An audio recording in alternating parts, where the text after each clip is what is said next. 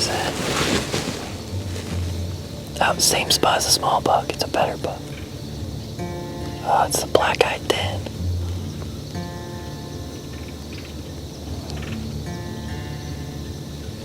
It's been a heck of a morning. October 25th. I think we've seen 5 different bucks so far. I don't know, 8 or 10 does. Bunch of grunts and snort wheezes and chasing. It's been a lot of fun. We've basically seen everything but a mature buck. That was a cool encounter, and I think it's the 3rd time we see him.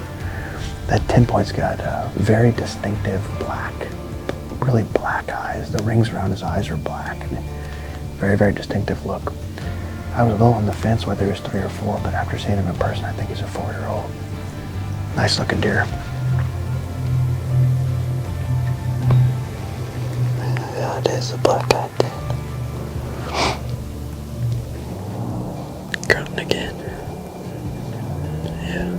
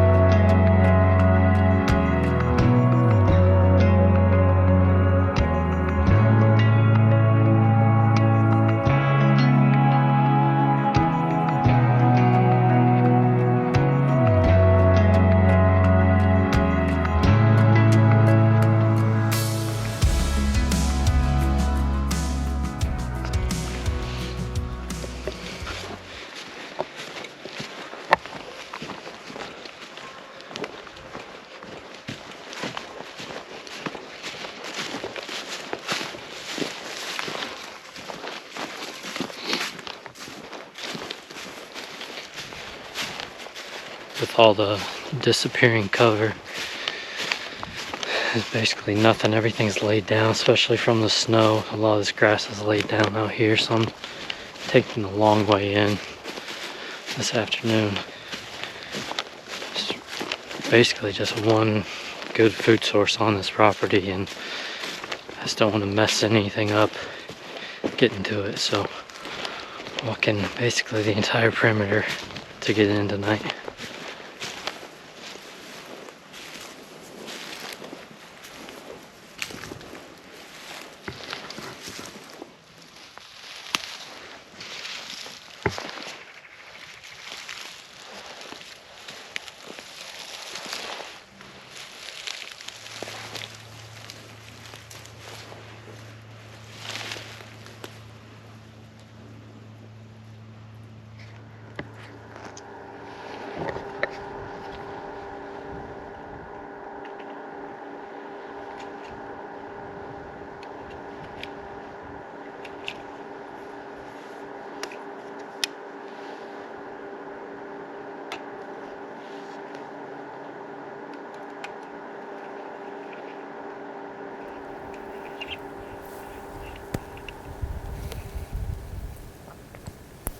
Alright, it's afternoon of December 26th.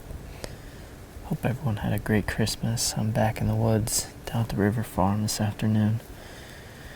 And as you can see, I'm flying solo, but it's probably a good thing.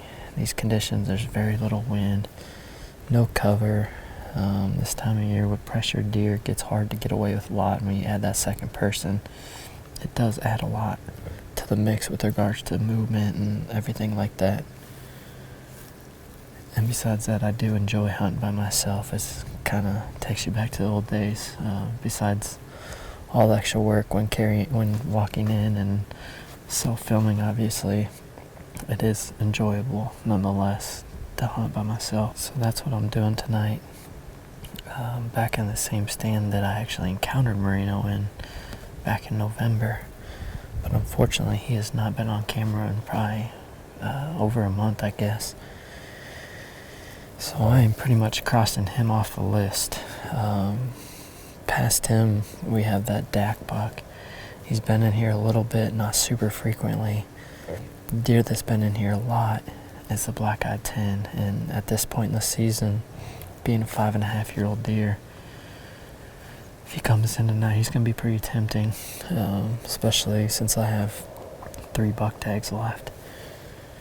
And I don't know, it's hard to know enough about social status and dominance, whether he's the reason Merino's not around a lot. Who knows, but nonetheless, he's a good-looking 5.5-year-old deer, and if he comes in tonight, he might be in trouble. I expect to see a lot of deer. I got in here clean, just came in really quiet and slow. This is really the only decent food source we have, and I'm looking out here and it looks like it's been pretty much wiped clean. But I would expect some deer to still be coming in here. With the self-filming setup, I tried to keep everything really compact and tight in here. Got my bow, got camera, got all set up to where I can just shoot sitting down. I won't have to move a lot if I have a lot of deer around me. So that's the hope. Like I said, there's not much cover here, and if a lot of deer do come into this plot, it's going to be important that I don't move much. And the deer can kind of come from multiple directions here. So like I said, it's just after 2:30. Hopefully the deer moving well tonight and can have a good hunt.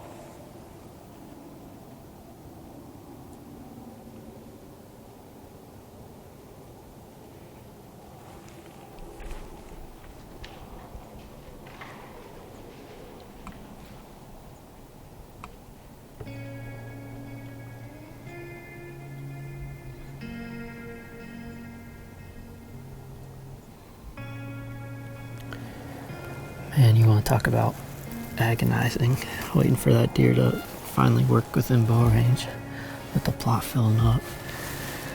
That is the black-eyed 10. I mentioned earlier, I was not at all surprised to see him. In fact, he was the first deer to come in the plot.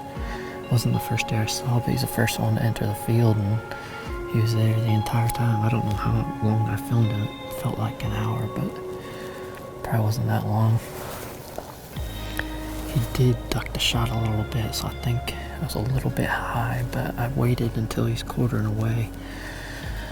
So I should have had a lot of room for air there, left and right. When he ran off and stood there for a little while, and the exit looked pretty good from what I can tell. And he actually started to kind of lose his legs a little bit, and then he bounded off and got behind some trees where I couldn't see him. So hopefully he's laying right there, and I just couldn't see him go down.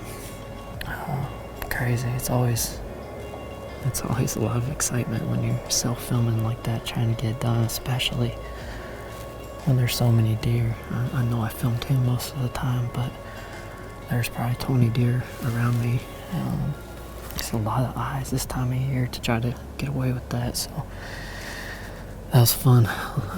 Definitely exciting, and hopefully we have a 5.5-year-old on the ground. I went back and got a few more batteries, light, and I'm back here at the arrow out here in the field.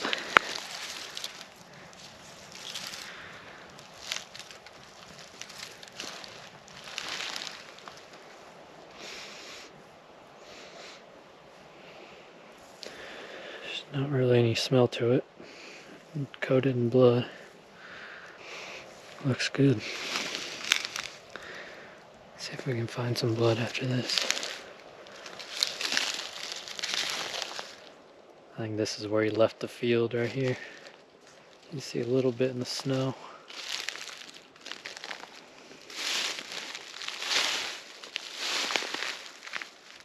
Right there.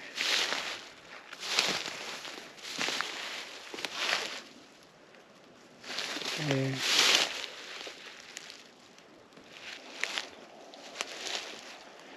This must be where he stood for a while. Yeah, that'd be about right. This is where he started to stumble a little bit, and then he, I think, ran off this direction. He's on this trail right here. Bleeding really good. This is only 15 yards or so from where he stopped and looked back. But he's bleeding really good through here.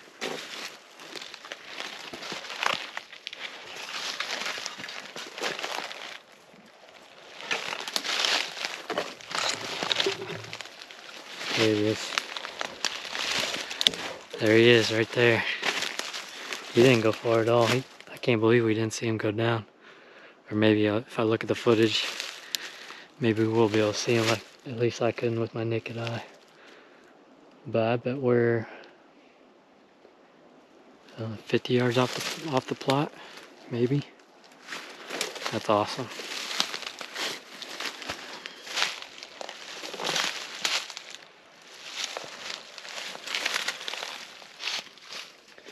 Black-eyed 10.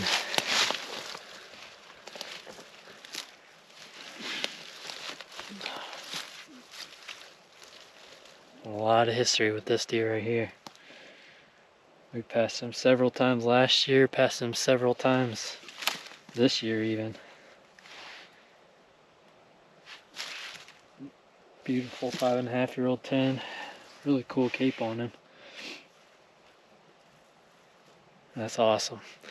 Obviously I'm out here by myself, so I'm limited in what I can do, but I'll definitely get him out in the morning, get him tagged up here and get him out in the morning for a better look. That's pretty awesome. That makes for a fun night right there. And I actually shot a doe after I lowered the camera down, and she'd barely made out of the plot, so I get to try to load 2 deer in the back of the Kubota by myself, so I'm sure that'll be fun. But like I said, I'll get him back out in the morning and talk more about all the history with this buck. All right, well, here he is, the deer we call the black-eyed 10. 5.5-year-old we have an absolute ton of history with. Just want to get him out here in the daylight and talk about that more. It's kind of crazy. This deer, anytime you'd go to hunt that property, you'd almost expect to see this deer. He's always a magnet no matter where you hunt. And my first encounter with him was back in 2018 when he was a 3.5-year-old. And then last year we had so many encounters with him as a 4.5, and then same thing this year. I don't know how many times we've already encountered him this season and passed him this season. For whatever reason, that property this year has a ton of mature deer. Without going through and actually adding them up, I bet there's at least 6 deer that are over 5.5 years old, and that's a lot for a 200-acre property.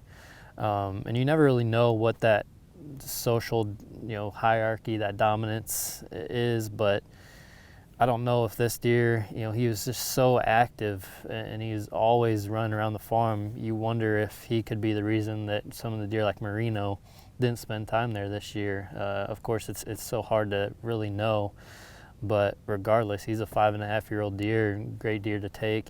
I'm sure I'll get questions about why I'd pass the deer early in the season and then kill him late, but sometimes it's just about the hunt. I had a lot of fun last night just hunting by myself and trying to get away with what I got away with. All those deer, late season, calm conditions, and a 5.5-year-old deer. It's just kind of one of those things that's hard to pass up, and I enjoyed it, and I'm happy with this deer. And one of the things that is exciting too, it doesn't really affect any of my other late season plans. I still have 2 buck tags left for these last couple weeks, and I still have the same hit list as before. So that's another positive, but it's pretty cool to kill a deer. I don't know that I've ever killed a deer with this much history. I don't know if I've ever taken a buck where I've encountered him so many times before I killed him. I hate to even think about how many times we've seen this deer over the past 3 years. It's just kind of crazy. Kind of be weird hunting that property knowing we're not going to see him, but regardless, it was a fun hunt. I waited a long time. I probably filmed him for close to 40-45 minutes last night, and he stayed just on the edge of bow range, 45-48 yards, and finally worked his way into about 40 and started working his way back to where he came from. And I kind of let him walk by me, walking broadside. I wanted to give myself a little more room for error, just because you never know what can happen while the arrow's in the air. And I let him get to where he was quartering away pretty good before I took the shot. And it's probably a good thing I did, because when I was looking at the footage, you can tell that he actually starts to move forward right as I'm shooting, and also ducks the shot a little bit. So the arrow enters a little bit high and a little bit back from where I wanted to, but I still, because he was quartering away so hard, I still hit him in the lungs, in the back of the lungs, and he ran 60-70 yards and died. So you can't complain about that. So overall, just a fun hunt, one that I really enjoyed. I think I said it in my interview, but hunting by yourself just kind of takes you, even though there's a ton of challenges associated with self-filming, obviously, it kind of takes you back to what it used to be like when you just hunt without a cameraman and all that. And no offense to any of my cameraman, of course, but I really did enjoy hunting by myself last night. Just seeing that late season deer movement and cap it off with a mature deer. So late season's not over, like I mentioned. I still have 2 tags, and hopefully can get at least 1 more buck on the ground. Well, it's a late Sunday night for Josh and I. We're actually just finishing up this episode that you're watching, but we're also reviewing some footage from tonight's epic hunt.